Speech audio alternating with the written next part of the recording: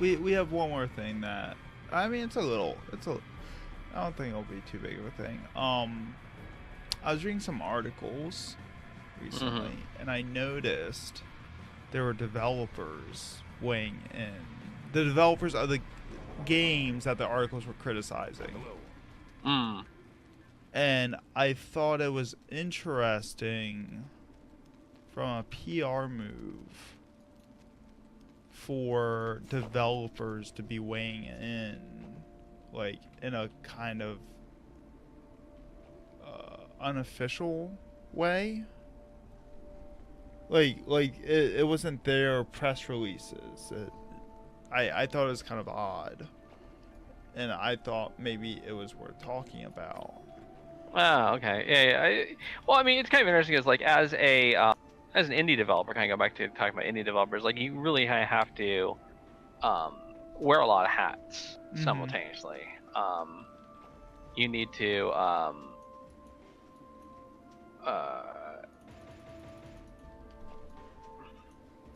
and it can be kind of tough to you know, if you're, when I owned a company, when I owned Near Death Studios running Ready 59, we had like 3-4 people, Right. and I took care of like almost all the business stuff. I did the tax paperwork. I did a lot of the kind of keeping the lights on, organizing things for the bookkeeper and accountant to file our taxes. But I also did a lot of the kind of the marketing and PR. Mm-hmm. Not that I'm gonna say I was super great about it, but if I didn't do it, then it wasn't gonna get done. Right. There's nobody else that would do it. Right, right. That was there to do it.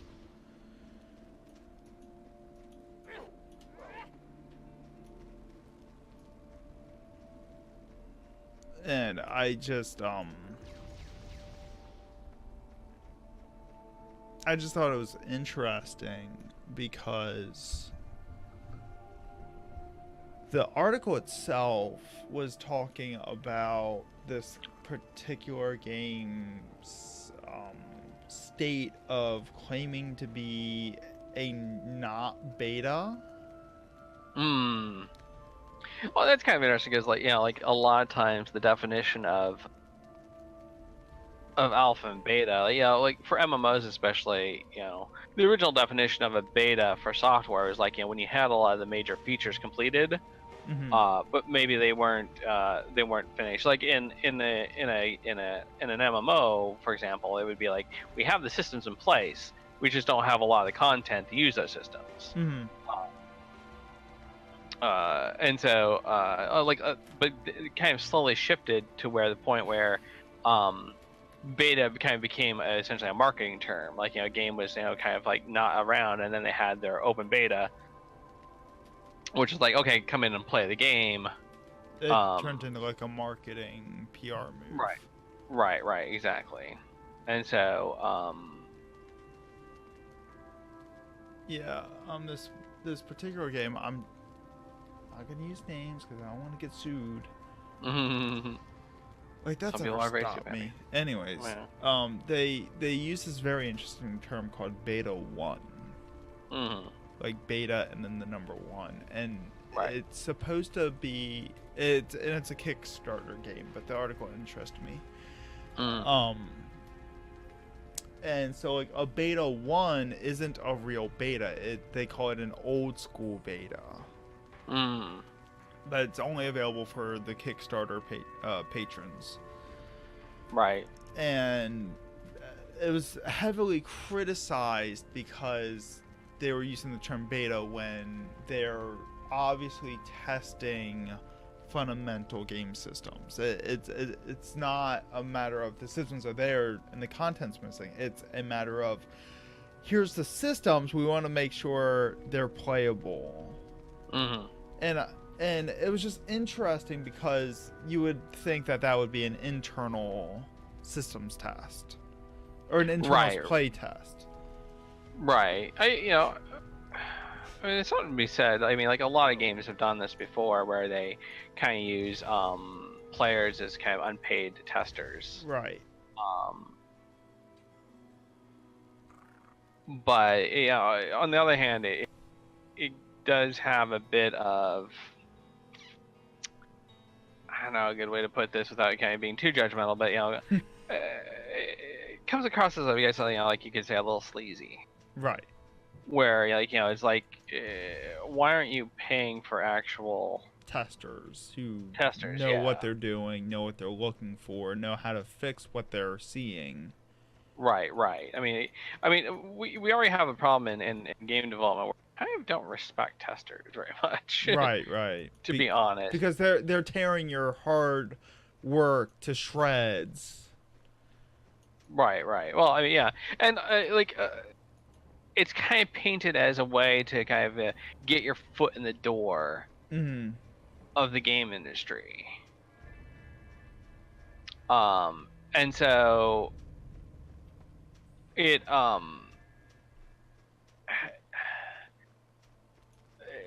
becomes a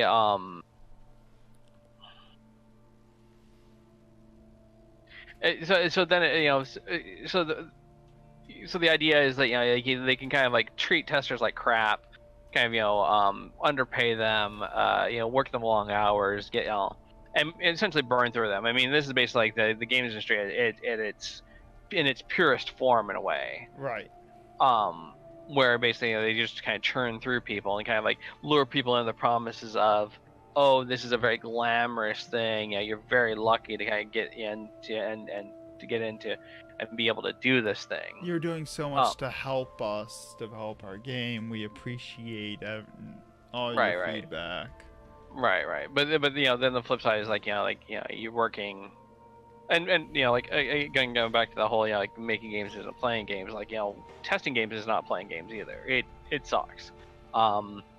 Because you're basically you're playing the same broken thing over and over again and see if somebody's fixed it. And you're trying to give you're trying to repeat things. You're trying to give as much information as possible.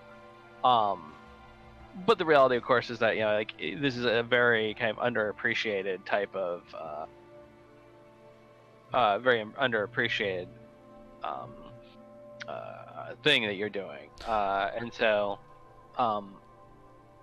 and so kind of foisting that off onto players, especially people that have like probably paid for your game, like like if this is a Kickstarter game, people have already played for this game, and so kind of trying to dress it up and say, oh, well, you're getting to play the game early. It's like, well, no, not really. You're getting to play a very broken version of the game first, and then expected to give feedback about it. Right, and it's kind of presented as a good, like a net positive. Right. When it's really just abuse of your fans. Right. But yeah, so that's what caught my eye about it because I linked the article to a couple friends and they're like, hey, that's the developer of that game. And I went, oh, because they came off very, very defensive in the comments, and I think their comment was directed to other commenters, not the article itself. But they came up with this point by point argument defending their game and defending their terminology and defending what they're doing. I mean, I can kind of appreciate that. I mean, like developers invest a lot of themselves into their games. Right. Where and so it becomes one of those things that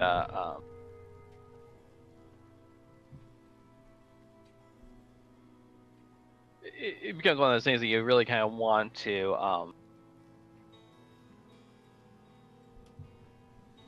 you want to try to kind of take pride in your work. Right. Is a good way to put it. The flip side, of course, is like you really kind of need to pay attention a bit, otherwise you can get very blinded. Because sometimes when you have when you're creating something, you're in the moment, in the middle of it, you can kind of be blind at its flaws. It's basically like everybody thinks that their kid is cute, right? Right, and talented, and right, and the perfect person, right, and so games are just little kids in the end. I mean, in some ways, and so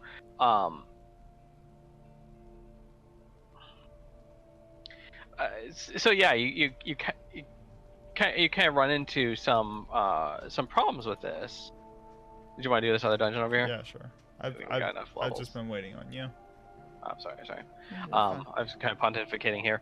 And so yeah, like, yeah, when you get when you get up close and personal, when you have a lot of kind of pride in your work, it becomes really hard for you to kind of like step back and accept criticism. Right. And to be fair, like a lot of times people will kind of be jerks about the whole thing. And I like when as I was like going through his comments and like reading his points, I'm just like, is this really the place for you to be making this argument, or would it have been more appropriate to reach out to the article writer and offer a follow-up about it, right rather than sitting there trolling on their comment in the comment section, like it felt a little to me it felt a little inappropriate. Right. And that's kind of what I wanted to bring up, like what's the line for professionalism in that situation? Right. Where you have people that are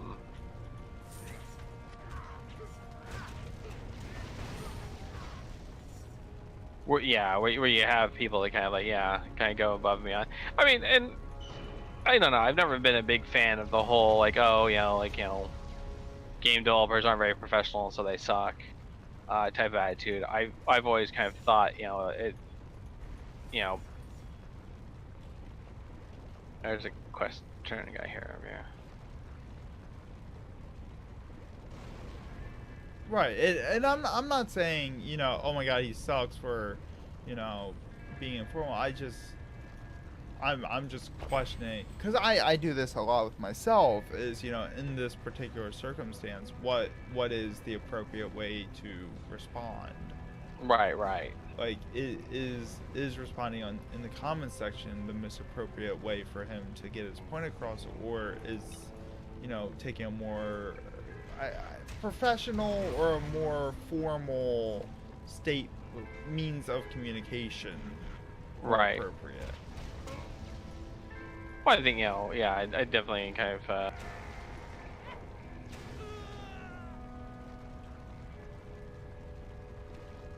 I think you get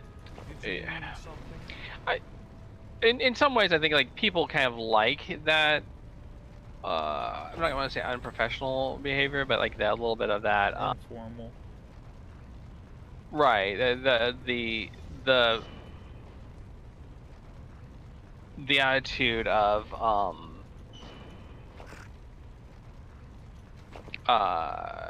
this person is one of them. Right. That they this person that that's posting on here is just like a normal guy who wants to kind of support his game.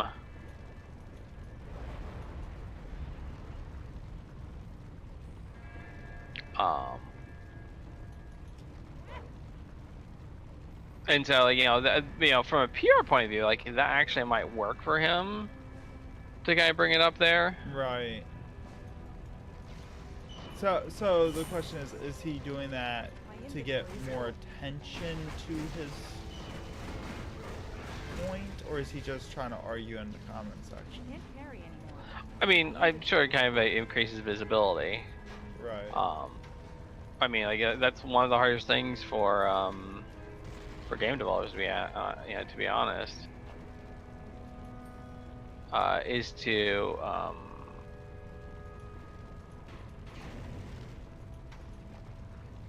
it's basically to get that attention, to get the word of mouth about their project. Right. And so like I guess depending on the site, if a lot of people are going to potentially play that game or on that site, then like that might be a good use of his time, his PR time, to kind of say, hey, I'm one of you guys. I'm making a guys.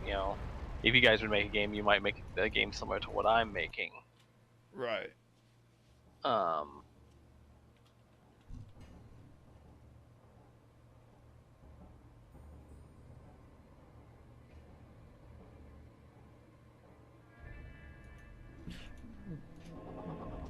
But a comment that a lot of people would make from the outside looking in, like the usual communities, would be, oh, why are you spending all your time reading articles when you should be, making the game? Right. And I mean, I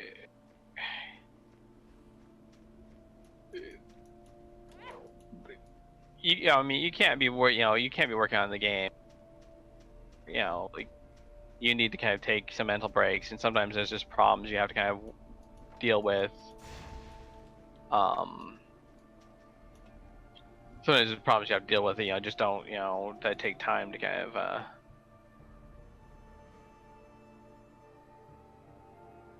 We opened up a new thing. Yeah. Do I do this one? Yeah, that's part of the quest. Yeah. Okay. Yeah.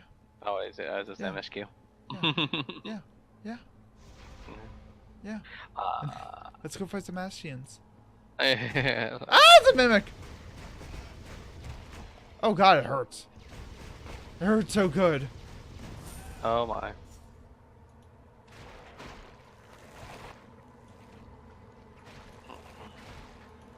One sec. I'm gonna get a new ability. Try out a new ability. What's this ability do? Ooh. Lots of fire.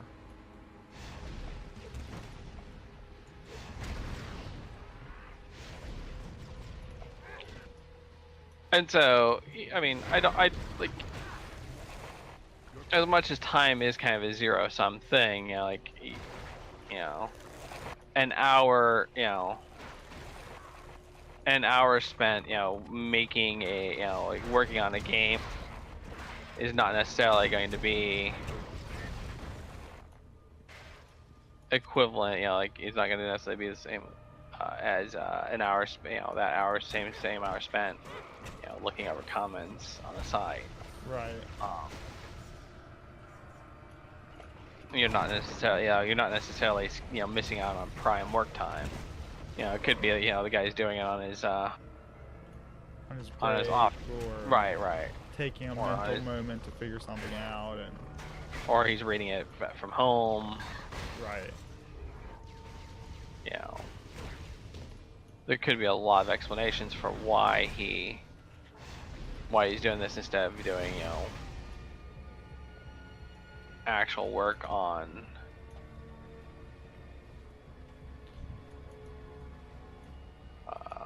the project. So. And don't worry, Wei. I'll get to your comment in a second.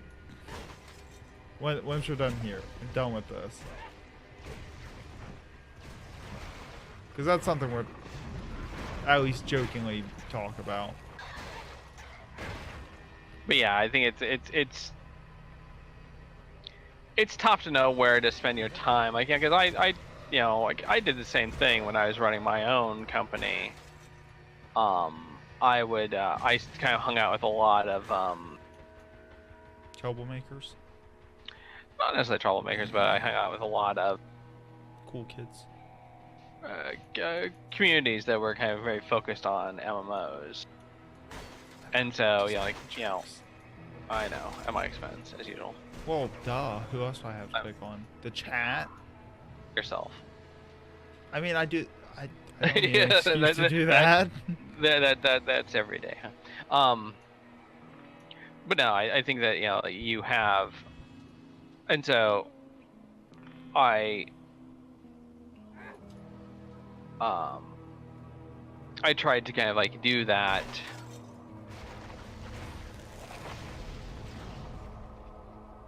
This fireball ability's not bad. It leaves an AoE on the ground that burns.